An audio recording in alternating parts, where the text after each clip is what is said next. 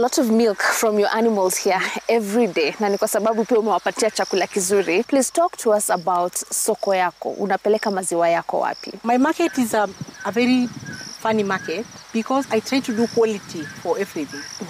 So I don't sell raw milk. I pasteurize my milk. So if I had orders of people who want fresh pasteurized milk, which I'll pack, and also have to teach them how to handle the milk. I have people who buy fresh pasteurized, and also the other part is I make yogurt and mala. Right. And also ghee. So I make ghee, which is also a very important part of this processing. Tunafanya ghee because tunajitengenezea chakula ile tunakula. Now talk to us about why you don't sell raw milk to consumers. Because raw milk, depending on the way this milk is being handled. Okay, let us go back to why I don't even take from farmers. I've grown from 2014 to now. I have quite a number of things that you go in to see, refrigerators, the cold chain, and so many facilities. But yet I can't help this community because of I try to teach them that we have to withdraw milk when we vaccinate a cow or when we teach a cow, which bado haijaingiana na wao. So I fear to buy from people that they don't know we should withdraw. Even when we deworm the cows, we have to withdraw the milk for 3 days, depending on ni dawa gani hiyo. So hii maziwa, yogurt, mala, and ghee inataka very good quality milk. Quality inamaanisha starting from the feeds, that free from aflatoxin, free from antibiotics, and then hygienically handled. So as you enter the boma, kuna mahali kuna kashimo kako hapo. When it rains, unaona hawa mang'ombe hawaishi kwa nyumba, wanaishi hapo nje. So kuna mahali hapo tumechimba, ikianza kunyesha tunamwaga CRS. CRS ni magadi. It alkalinizes the soil. Hakuna bacteria inaweza survive, be it from the ng'ombe wametoka nje, wakikanyanga hiyo shimo. Kama ng'ombe yako na akakat ama kama hali kinamuuma, unaona kanaanza kufanya hivi, so utajua huyu akona. So for the last 3 years we never had even a single case of mastitis. So nimejua mastitis is all about hygiene. It's all about conversation. Vile muna na wafanyikazi wako. And also my cows, like the human beings, I don't soesha them kutibiwa. Because a small ndama, if it gets sick, any dawa should be at the lowest, generic. When it comes to be a big cow, it is able to fight for itself, just like a human being. So this milk must be free from chemicals, free from aflatoxin, and then I pasteurize, then handling matters also. So nina hao watu wenye wanakujia, kuna wale watu wanakujia kuchukua maziwa hapa. I also deliver to the market. Niko tu na watu wangu wenye wanachukua every day, like companies, like very high end people. They use this milk because of the reason why they know that this is quality milk. Niongeleshe kuhusu handling. Mimi nikikuja nimenunua maziwa, niende niweke huko kwa fridge, iko na samaki, iko na nyama. Do you recommend that? No. Purely when the milk inafaa, it should be about 26 temperature. Temperature iko 26, very hot. So unafaa uweke chini iteremuke. Hiyo temperature iteremuke kabisa. Kabisa. Now you put into the fridge. And fresh milk, that are raw milk, can stay in the fridge waiting to be pasteurized. But pasteurized milk we can put in a fridge but in a freezer. If you want to use it in a long time, like people I deliver on Monday, to use it up to Sunday, then I deliver another bunch. Is they take it pasteurized, they gawa into maybe 2 liters or 1, depending on the size of your family, and you defreeze, and you don't open, and you don't mix with foods. You don't put the same fridge milk and meat, or milk and yesterday's food. You milk and what? No. Right. Because these are living things. The molecules in the milk are able to detect inaweza collect harufu hata ya background, hata ya hapa. Ndio maana ukifeed hiyo ng'ombe yako anything, unafeed ng'ombe kitunguu, utakuwa unakunywa hiyo maziwa hivi na kama unakarango mdomo. All right. Now I can see here in your farm you grow your own feeds. Mom, please talk to us about at what point did you make the transition from buying feeds to growing and processing feeds in your farm? When I found out that there is a lot of nothing in whatever feeds we are buying. So tunapata hapo kwa gunia imeandikwa iko na hii, iko na hii, iko na hii, and yet hakuna. So nikaona I make any value. And again there is a certain time kulikuwa na drought kubwa sana. So nikanunua feeds mboga kwa mtu fulani ambayo it kill my 21 cows within a span of about 3-4 weeks because it was cabbages. So that I was given maganda hiyo ya cabbage. So mzee brought me here, we fed the cows. And then after like about 5-6 hours, because we feed in the morning, then around 1, they started going down slowly. So we started losing a cow after another. And again, we called a vet, which tried to stop the diarrhea. They were diarrheaing, wamekula sumu. So tukajaribu kuwasaidia. For 1 full month, tulikuwa tunang'ang'ana kuchukua, unaona hapo mahali tumetoka, kuna barabara ya gari. So nilikuwa natolea ng'ombe hapo kwa boma kama imekufa. So nilikuwa nasaidiwa a cow of about 400 kilos. Tumekamua asubuhi imekufa. So from then nikaanza kusema nitalima. Right. So nilianza kujitafutia chakula. Umesema mkulima anaweza enda mahali anunue feeds imeandikwa ingredients 1, 2, 3, lakini what is in the packet does not have those ingredients. How can I prove that as a farmer? So he can just take a small sample of whatever feeds he buy and be checked. It's a very simple thing, and anywhere you can access a feed lab, you can get the results. Great. Now talk to us about the different feeds umegrow hapa kwa shamba yako. I grow maize, both yellow and white. Yellow maize for my own consumption, and a little for the supplement of the feeds. And I also do 12 acres of maize total, that I get about 100 to 175 bags of maize. That is enough for me for until another harvest. In place of the maize jam, the maize jam that we buy, I do a whole maize to my cows. So when I'm making 1,000 kilos, that is about 1 ton, I put 100 kgs of whole maize and about 20 kgs of yellow maize, depending ninatengenezea ng'ombe gani, wale wako dry ama wale wako wana calf. So wale ng'ombe wana lactate, wale unawakamua, they need a lot of protein watengeneze maziwa. So I do Lucerne and also the dried, like ile kitu iko nyuma yako, desmodium. Desmodium is very high in protein and is a very good protein. So desmodium is 20% protein, and the super napier is also another amazing plant because haitaji maji mingi, so kila farmer anaweza fanya.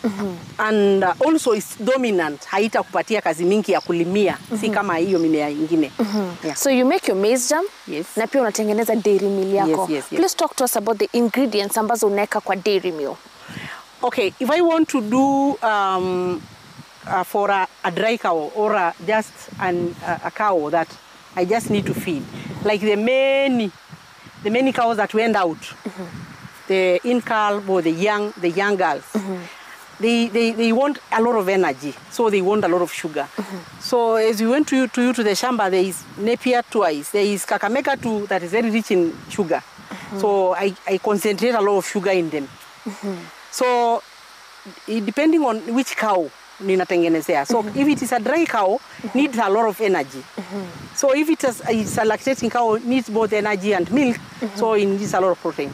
So it varies, ninatengenezea nani, which cow. Tuseme tunatengenezea ng'ombe ambaye anakupea maziwa. Ng'ombe inanipea maziwa. So lazima nimpatie a whole maize, nipeleke juu. Kama ninatengeneza maybe like 100 kgs, lazima 1,000 kilos of a good dairy meal.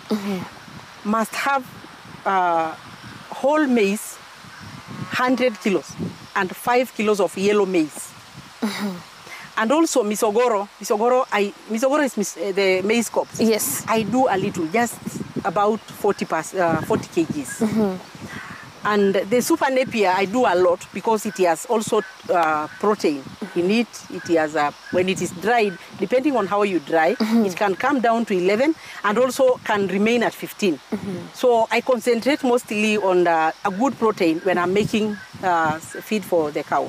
So I also do Lucerne and the Desmodium, a higher volume for the cow. Umesema kuna hiyo napier inaitwa Kakamega 2. Can a farmer feed their animals directly to it? Yeah, for those guys who do silaging, because me, I don't do silage.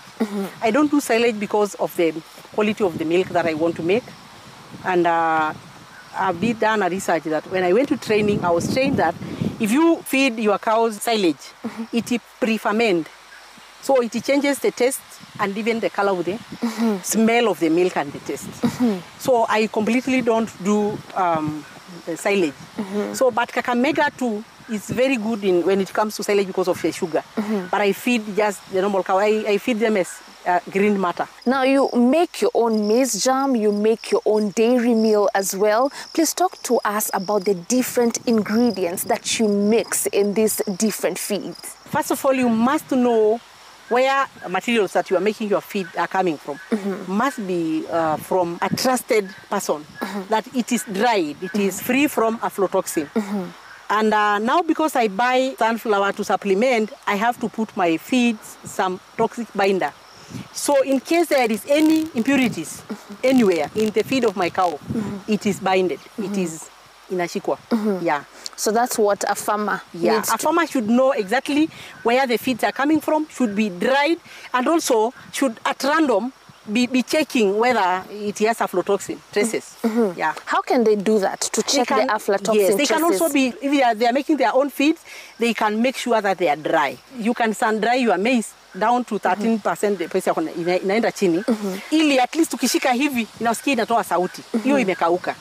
Ama ukifungia mahali hautapata imeshikana, hiyo maize imekauka. So if you are the one making the food, the feed, una make sure everything is well sun dried. Everything. Hakuna kitu unapatia ng'ombe kama iko green? No, unless now it is a green that I cut from the shamba and I give it within 24 hours, because like the super napier is very high in protein, so you don't cut and give. You have to wield it. You cut today, what I'm feeding tomorrow. Yeah. Na ndo nihakikishe nimepata hiyo 13% moisture content. How can I ascertain that? Ndo nisifanye tu ile assumption. It's a small machine that is about 900 shillings in the market that you can dip into your maize, you can know, right. You can dip into your feed, or even a simple mathematics is like unaingiza mkono yako kwa mahindi. Kama ukisikia bado iko moto, iko high. So ukisikia iko baridi, hiyo imekauka. Pia mkulima anafaa kuchanganya aje ndo hakikishe at the end of the day I'm not overfeeding my animals and also not underfeeding my animals. That varies from one person to another, because other people have cows like a business. But me, I love the cows. So until I see them, they're full. But I feed them on a normal day. For like from 7 to when they are zero grazing. What I say? When it is zero, when they are zero grazing, I feed them for 2 hours complete. Then I withdraw the food. Then that cow is good to go because it's not losing energy. The reason why I gave hiyo ng'ombe chakula lunchtime wakikuja, because of the energy walikuwa wametembea.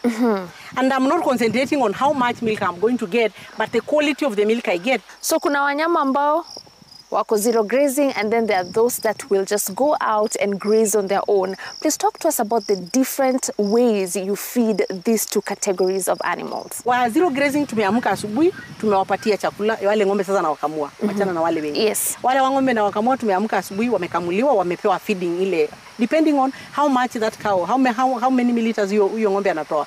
Because the milk, the liters, the bigger the share of the feed. So does it mean huyo wa zero grazing tukimpatia chakula asubuhi, we don't need to add again? Asubuhi anakula 2 hours only. And we na yote anakula, what are they eating at that point? What they eat at that point is we give dry matter. We give the dairy meal that is formulated vile nilikuwa nimekuambia. Alafu tunarudi kupatia kila ng'ombe lazima ikule between 7 and 6 kilos depending on the size of the cow of the green. But sahi you cannot dictate what they eat because wanaenda kujilishia wapi? Pale msituni. And also that part of kulisha msituni, there is wild desmodium that is very healthy for the cows. There are things that the cows cannot get here, but they get huko. And also hiyo segment ya lazima waende walishwe huko, it hardens them. It hardens their foot. Vile wanakanyanga hapa, unapata mang'ombe wenye wanaishi huko kwa manyumba, wako na foot rot all the time. Ukitoa nje anakanyanga kama bata. So hii ng'ombe wakienda huko kutembea, it hardens the bones. Now it also harden the immune. Right. Yeah. So for zero grazing, akikula hiyo mara moja ni inalala the whole day because there is no energy and lose. Yeah. All right. Now and also inapandisha maziwa sana. Now talk to us about huyu mwingine ambaye atazurura huku nje ajitafutie chakula. How do we feed that animal? You can feed any time. Okay. So now vile wamekuja lunch watakula. Vile watakuja tena jioni watapata chakula kwa trough watakula. So because of the energy that they are losing when they are going. Right. Yeah. Mom, animal feeds is one of the biggest reasons as to why a lot of dairy farmers have been kicked out of business. What can they do to make sure that they're able to still stay in business and also make some profits at the end of the day? Especially when somebody go buy a cow and the next day he don't know what he's going to. You cannot feed your cow on a feed that is in the shelves of somebody else's shop. Sijui kama tunapatana.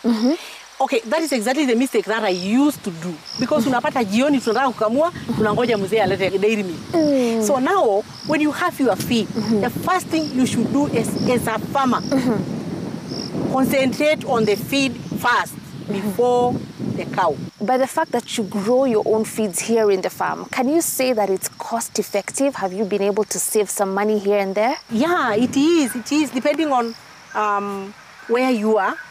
Because I could understand that many farmers are so passionate about whatever they are doing, but unapata hawana mashamba. But you could do also mahesabu ya, you could list somewhere, and also you can have a store whereby when it is raining, you cut the grass, you make the silage when if you are the guys who do silaging, and you grow your feed, you crush, and then you store. You can store during now this time, like now our farmers here, the local community. I tell them to store as much as they can. Now, like the maize stalk is a feed to the animal, the cob, the maize stalk, the maize itself. So when I have all this, if I have a small shamba, they integrate very well with the cows. But you find it tunaweka mbolea ile kinyesi ya kishoro, it's very acidic. It is very acidic. So unapata at the end of the day, one thing lead to another until this farmer, the heart of this farmer is broken. Right.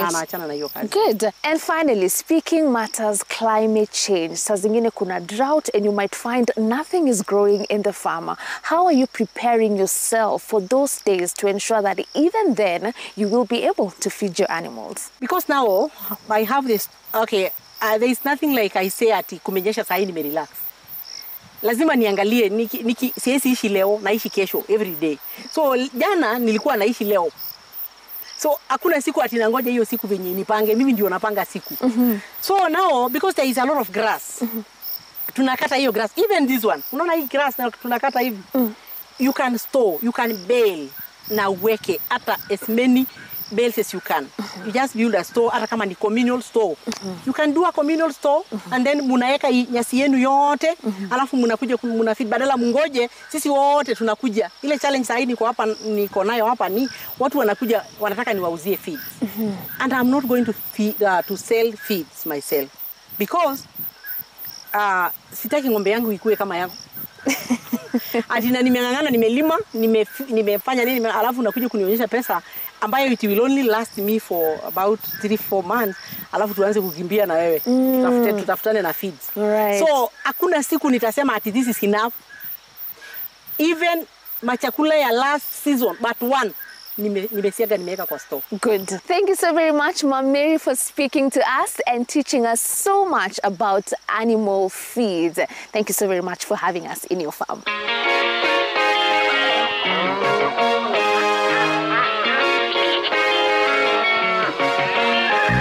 What a fantastic gold conversation with Mom Mary, who has taught us so much about animal feeds.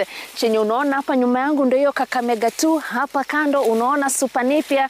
Remember, for you to get optimum milk production from your animals, what you feed it plays a big role. And the takeout from this conversation is usilete mchezo kwa chakula cha ng'ombe.